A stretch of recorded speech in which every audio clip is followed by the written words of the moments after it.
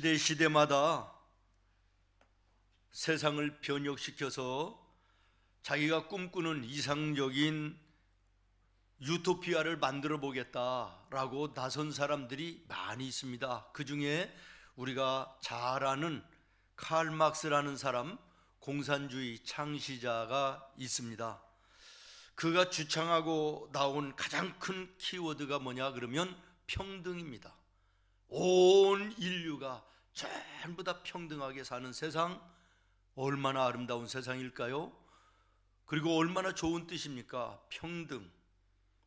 그러나 아무리 좋은 뜻을 가지고 시작했을지라도 그것을 이루어 나가다가 보니까 어떤 현상이 나타났는가 그러면 결과적으로 세상 모든 사람을 윗사람과 아랫사람으로 양분시키는 아주 극단적인 상황이 나타났습니다.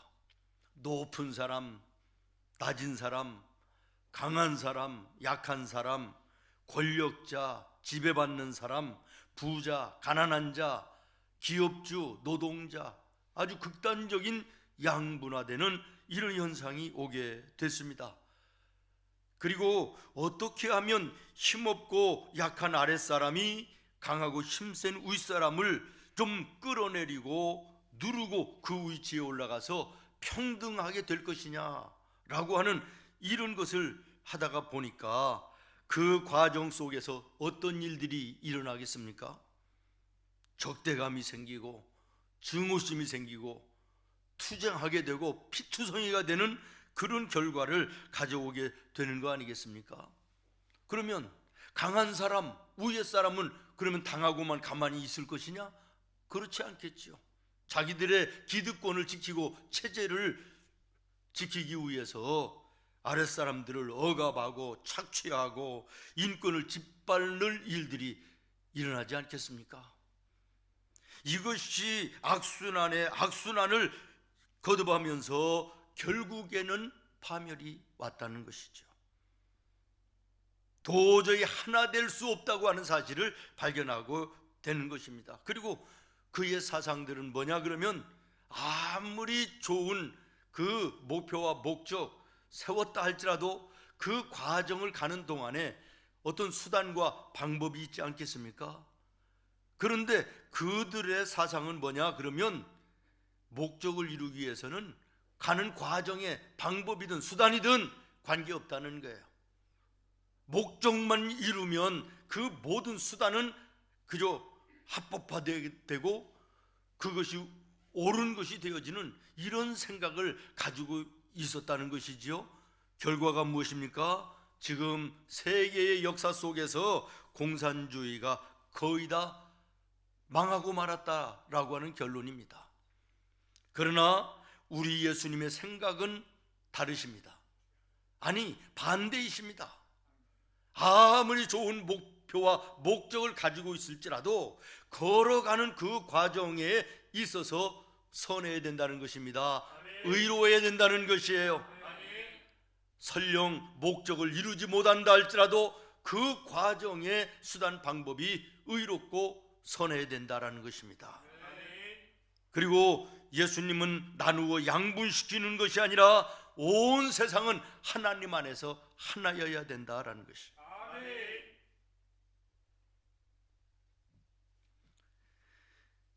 오늘 본문 말씀을 여러분 다시 한번 조용히 묵상하시면서 우리 주님이 원하시는 것은 예수로 모든 것이 화목하여 이 땅 위에 살아가는 동안 모든 자들과 더불어 화평하고 그 화평함 속에서 은혜로 풍성한 이런 삶을 원하신다라고 하는 것을 발견하게 되는 것입니다. 위와 아래의 너와 나의 대립과 대결이 아니라 모두는 하나님 안에서 하나임을 확인하라고 하는 말씀이 오늘 본문의 내용인 줄로 믿습니다. 또 갈라디아서 3장 28절에도 보면 너희는 유대인이나 헬라인이나 종이나 자주자나 남자나 여자 다 그리스도 예수 안에서 뭐니라? 그렇습니다. 하나니라. 맞습니다. 여러분, 우리가 바다 위에 외롭게 떠 있는 그것을 섬이라 그러지만 그러나 그것을 궁극적으로 보면 거대한 지구에 붙어있는 지구와 하나인 것처럼 오늘 나와 여러분이 얼굴도 다르고 성향도 다르고 성씨도 다르지만, 아니 그리고 우리의 저 밖에 있는 세상 모든 사람들이 전부 다 다른 것 같지만, 그러나 올라가 에덴 동산에 이르르면 이 땅 위의 모든 인류는 하나인 것입니다. 한 형제요 자매인 것입니다. 오늘 읽은 본문의 말씀의 내용이 무엇입니까? 민족과 신분과 계층, 남녀 전부 다 다른 것 같지만, 그러나 17절입니다. 그런즉 누구든지 그리스도 예수 안에 있으면 새로운 피조물이라. 예수 안에 온전히 하나 되어 하나님의 자녀의 복되고 아름다운 인생을 말씀하고 있는 것입니다. 이전 것은 지나갔으니 보라 새 것이 되었도다. 여러분, 이 말씀을 다른 말로 표현하면 너와 내가 다른 것 같지만은, 그러나 근본적으로는 예수 안에 하나님의 자녀임의 하나이다라는 것이에요. 그러므로 모든 자와 더불어 화목하며 화평하며 인생의 복되고 아름다운 삶을 누려야 된다 말씀하시면서, 그리고 그 화해의 중보자가 누구냐? 예수 그리스도라고 말씀하고 계신 것입니다. 여러분, 오늘 이 시대의 키워드가 무엇입니까? 소통 아닙니까? 여기도 저기도 모두 얘기하는 것이 소통입니다. 그런데 여러분, 이 소통이라는 커뮤니케이션이 성찬이라고 하는 말에서 왔다고 하는 사실을 아십니까? 다시 말하면 이 소통이라고 하는 단어의 어근이 성찬이라 그런 말입니다. 성찬은 관계입니다. 하나님과 우리와의 관계, 이웃들과의 관계, 모든 관계가 이 성찬 속에 있는 것입니다. 오늘 나와 여러분 앞에 놓여있는 이 성찬은 멀어졌던 하나님과 우리가 가까워져 화목하게 되는 것이고, 하나님과 단절됐던 것이 이어져 하나님과 화목해 되어지는 것이 성찬인 것입니다. 그러므로 오늘 우리는 이 성찬을 통하여 하나님과 단절된 것이 있다면 이제는 이어져 하나님과 화목해 되어지는 역사가 이루어져야 되는 것이고, 믿음 안에서 멀어졌던 주님과의 관계가 있다 그러면 성찬을 통하여 가까워져 주님과 화목하는 이런 은혜가 오늘 여기에 있어야 되는 것입니다. 인간은 원래 하나님의 사랑 안에서 진리를 쫓아 의의 길을 걸어가도록 창조되었습니다. 그러나 인간이 하나님을 거부하고 죄를 지음으로 인해서 에덴에서 추방되어지고 하나님과의 영적 관계가 단절된 것입니다. 그래서 육신으로는 살아서 움직이지만 영적으로는 죽어 있어. 오늘 죽으면 영원한 지옥의 백성이 될 수밖에 없는 소망 없는 인생이었으나 하나님은 사랑이시라. 화해적인 관계의 회복을 위해서 이 땅 위에 예수 그리스도 당신의 외아들을 보내주시고 십자가에 피 흘려 죽게 하시고 그 십자가의 보혈로 죄사함을 받아 구원받는다고 하는 믿음을 갖는 자는 누구든지 구원받게 하셔서 하나님과 화목케 하시는 놀라운 은혜를 베풀어 주신 것입니다. 오늘 본문 15절이 그 말씀입니다. 그가 모든 사람을 대신하여 죽으심은 살아있는 자들로 하여금 다시는 그들의 자신을 위하여 살지 않고 오직 그들을 대신하여 죽었다가 다시 살아나신 이를 위하여 살게 하려 함이라. 쭉 내려가서 18절과 19절을 여러분 같이 읽겠습니다. 시작. 모든 것이 하나님께로서 났으며 그가 그리스도로 말미암아 또 우리에게 화목하게 하는 직분을 주셨으니 그리스도 안에 계시사 세상을 자기와 화목하게 하시며 그들의 죄를 그들에게 돌리지 아니하시고 화목하게 하는 말씀을 우리에게 부탁하셨느니라. 아멘. 또 로마서 5장 1절에 보면 이렇게 말씀하십니다. 그러므로 우리가 믿음으로 의롭다함을 받았으니 우리 주 예수 그리스도로 말미암아 하나님과 무엇을 누리자? 그렇습니다. 화평을 누리자. 다시 말씀드립니다. 이 성찬은 하나님과 단절된 것이 이제는 이어져 하나님과 화목해야 하는 것이고, 세상 일로 하나님과 멀어졌던 우리의 관계를 끌어당겨 하나님과 화목해 하는 거룩한 예식이 성찬의 예식인 것입니다. 그 다음에 두 번째, 성찬은 우리 서로가 화목해 하라고 하는 주님의 음성이 있습니다. 오늘 본문 말씀에도 예수님은 화목을 강조하시지 않습니까? 성전에 예물을 가지고 예배를 하러 왔을지라도 예배하기 전에 형제와 불화한 것이 생각나거든. 예물 그대로 두고 돌아가서 형제와 화목하고 화해하고 돌아와서 예물을 드려 예배하라. 이것이 예수님 우리를 향하신 말씀입니다. 하나님께 예배함보다도 형제들 간에 자매들 간에 화목하는 것을 더 귀중하게 여기시던 주님이심을 기억하시면서 혹시 여러분의 가정에 여러분의 이웃들과의 관계 속에서 화목해야 될 부분들은 없는가? 성찬 앞에 여러분을 살피는 은혜로운 귀한 시간이 되어지기를 바랍니다. 우리는 예배를 시작할 때마다 주의 종을 통하여 여러분이 듣습니다. 하나님의 말씀을 듣습니다. 하나님은 영이시니 예배하는 자가 영과 진리로 예배할지니라.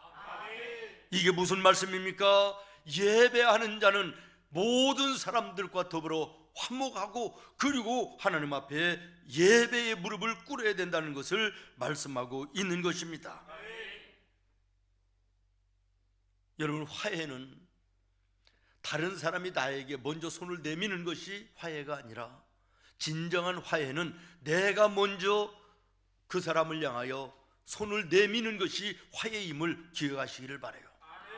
다른 사람이 나에게 화해의 손을 내밀기를 기다리는 것이 아니라, 하나님의 구원받은 주님의 자녀들은 내가 먼저 화해의 손을 내밀어 모든 사람들과 이웃들과 더불어 화목하며 예수님의 사랑을 함께 나누는 이것임을 기억하시기를 바랍니다.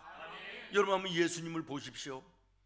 죄인 된 우리가 먼저 찾아가 화해에 손을 내밀어야 되는데 그렇지 않습니다. 예수님께서 먼저 찾아오셔서 죄 없으신 분임에도 불구하고 우리에게 먼저 화해의 손을 내밀어 우리의 손을 잡으시고 하나님과 화목해 하시고 구원의 백성을 삼아주신 이 은혜를 여러분 생각하면서 내가 먼저 손 내밀어 화해를 요청해야 될 자가 없는가? 여러분의 가족들부터, 여러분의 이웃들부터, 동료들부터 점검하고 확인하며 성찬에 참여하는 우리 성도들이 되기를 바랍니다. 여러분, 이 성찬을 다른 말로 얘기하면 예수님께서 나와 여러분에게 함께 밥 한번 먹자 이렇게 초청하신 자리가 성찬 예식임을 기억하시기를 바라요. 여러분, 친구들 간에, 이웃들 간에, 아는 사람들 간에 여러분이 밥 한번 먹읍시다 그래가지고 식사 자리에 초대를 했다. 이것은 무엇을 의미하는 것입니까? 우리 서먹서먹한 것이 있었다면 화해하자. 우리가 지금까지도 그랬지만 좀 더 가까이 친하게 지내보자. 이제 앞으로 우리가 정말 하나 돼서 함께하자, 이런 의미 아니겠습니까? 이 성찬은 예수님께서 나와 여러분에게 손을 내밀어 식사를 함께하자고 초청하는 자리입니다. 오늘 떡을 떼며 잔을 나누어 주님과의 관계와 이웃들과의 관계를 확인하는 은혜의 귀한 시간이 되기를 바랍니다. 마지막으로 성찬은 19절 하반절에 보니까 화목하게 하는 말씀을 우리에게 어떻게 하셨느니라? 부탁하셨느니라. 다시 말하면 성찬은 우리에게 말씀하십니다. 이제 너희가 하나님과 화목되었느냐, 이웃들과 화목되었느냐, 그러면 이제는 너희는 나가서 다른 사람들에게 화목케 하는 중보자의 삶을 살으라는 것이에요. 예수님의 그 화목을 증거하는 자를 삶을 살으라고 하는 말씀인 줄로 믿습니다. 마태복음 5장 9절 말씀에 보면 예수님이 이렇게 말씀하십니다. 화평케 하는 자는 복이 있나니 저희가 하나님의 아들이라 일컬음을 받을 것이니라. 이 말씀을 뒤집어 말하면 화평케 하지 않는 자의 삶을 사는 자는 하나님의 자녀가 아니라고 하는 이런 극단적인 말씀도 될 수 있음을 기억하시기를 바라요. 여러분은 화평을 이루는 자입니까? 화평을 전하는 자입니까? 화평케 하는 사람입니까? 아니면 사람들과 등지고 불목하며 그런 삶을 사는 것은 아닙니까?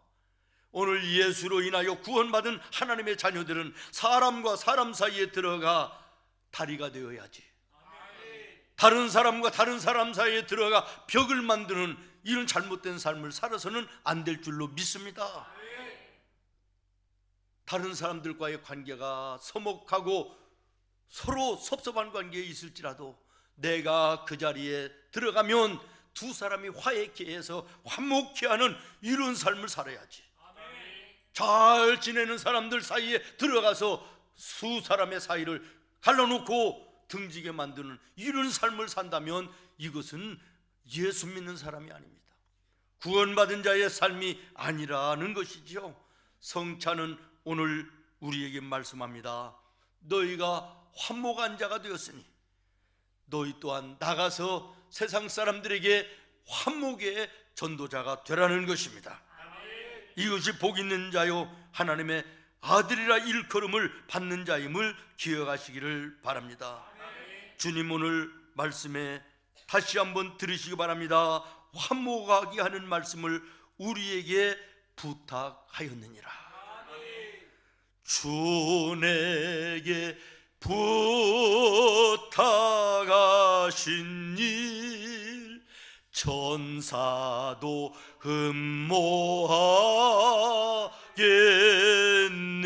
흠모하겠네. 그렇습니다. 화목케 하라신, 화목하게 하라고 하신 주님의 말씀을 우리의 생활 속에 살아야 되겠습니다. 떡을 떼며 잔을 나누며 하나님 앞에 비춰진 나의 모습, 내 삶을 돌아보며 거룩한 결단이 이루어지는 은혜가 있기를 예수님의 이름으로 축원합니다. 여러분 주신 말씀을 생각하면서